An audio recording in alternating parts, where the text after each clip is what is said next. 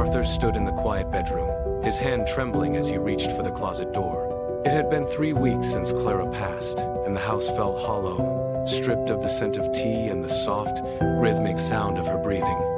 Every corner of the room felt like a memory he was afraid to touch. Finally, he pulled out the small wooden box, its surface worn smooth by decades of shared life. He sat on the edge of their bed, the floorboards creaking under his weight like a weary sigh. With a heavy heart, he lifted the lid, revealing 2 leather-bound diaries coated in a thin layer of dust.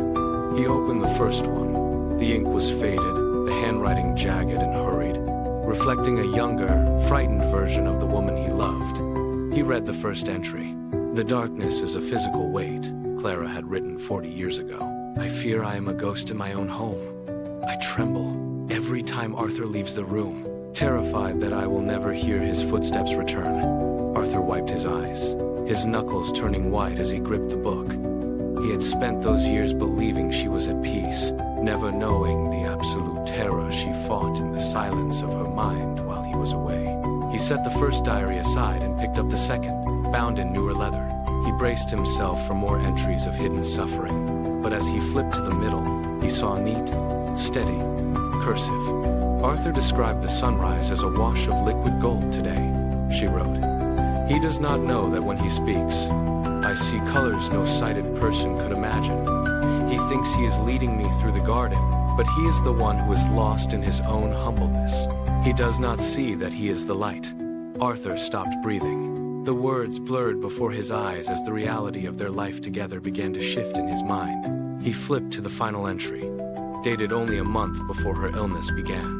"He thinks I am blind," the ink read with heartbreaking clarity. "But through his voice, his warmth, and his steady hand, I see the absolute best parts of humanity every single day. I do not need my eyes to see the universe. I just need his heart." The silence in the room shifted, no longer empty, but filled with a presence he had misunderstood for over half a century. Arthur pressed the diary to his chest, the leather cool against his skin. He had spent 55 years believing he was the anchor and the protector.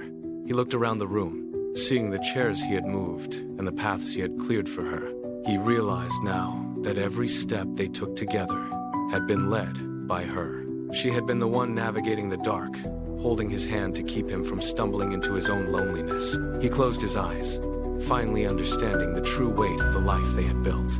He did not need to see the room to know he was no longer alone.